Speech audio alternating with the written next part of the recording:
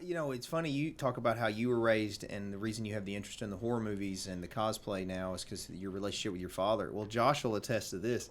We grew up on 80's action movies. Yep, There you go. 100%. So, I mean, can tell. every weekend we were at an 80's action movie. So, all the Arnold, all the Sylvester Stallone, all the Jean-Claude Van Damme, all those, even the B and C budget movies, Dolph Lundgren stuff, all this, man, we watched all that, ate it up. And then I would go watch, like, they were probably equivalent to fan films now, martial arts movies, anything that had ninjas in it or any of that, man. Bro, I love Bruce Lee, dude. So our whole upbringing, and I think that's why now Josh has the affinity for these action films when he makes them or watches them. It's 100% the reason why. And when like Expendables came out back in 2010, that was like a religious event for like me. A fever dream. Yeah, that was like the greatest thing ever. I watched all of those back every 6 months or so. Yeah. I just watched them a couple weekends ago. I think the first one was the best one.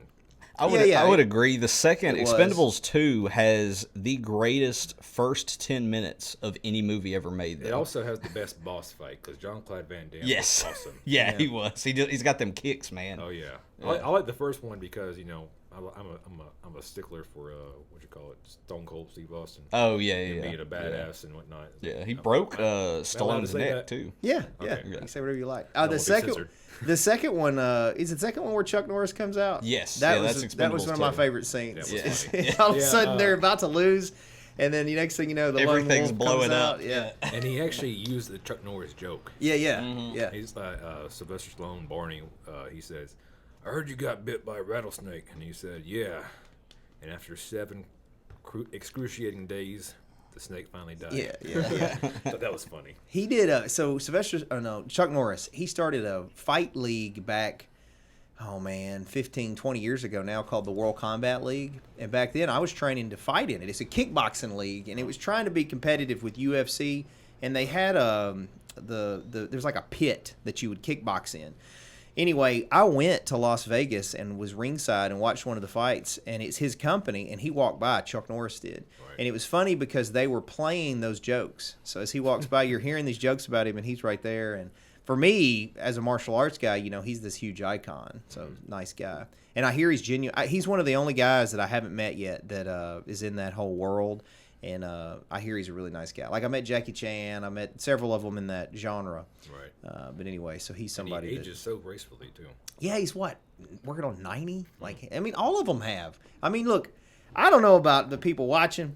I don't do steroids or anything like that. I don't think I'm old enough yet. But, man, those dudes look great for their age. Well, Stallone is all the HGH. You can tell because his hands and ears and nose are all still growing and big. Right. But, and another thing, they've got people that are watching them. They got people that are monitoring their blood work and all that kind of stuff. That's what you need. But Stallone, Arnold, all of them, man, they're holding up well to be so old. Yeah.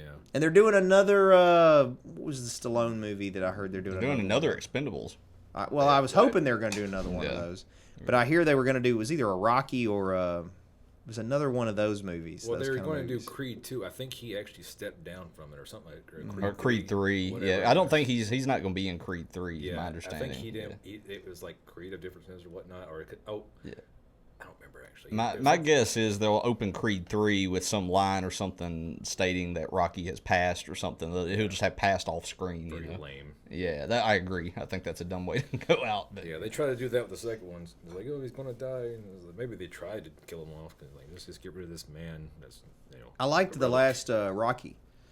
I thought that was the best one. The one where he's 2006. The one where he's the boat guy. Oh, you're talking about Rambo. That's Rambo. Oh, Rambo, not Rocky. Yeah, Rambo. That was the one before the last one. That's Rambo 4. That was a lot better than the Last Blood one. I do agree. He rips that guy's was his throat? He rips the guy's. It was definitely the most brutal Rambo movie. He took that R-rated movie, took that R rating and like ran with it. Yeah. He picked the guy up by his head and then rips his throat out from behind him. The part of that movie that frustrated me the most, because it's such a accurate representation of people nowadays, though, was the part where he saves all of them from the pirates. He kills all those pirates. So why'd you shoot and them? They're like, we're going to have to turn you in. It's never right to take a life. And I'm like, you ungrateful. Oh, it makes my blood boil just thinking about it. I'm like, he saved your lives.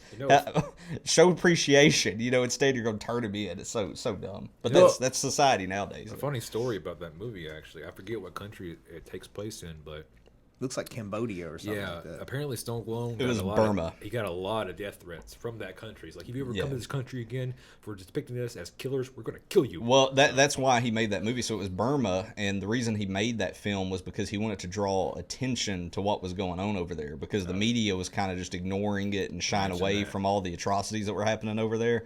So he made that movie to shine a light on it.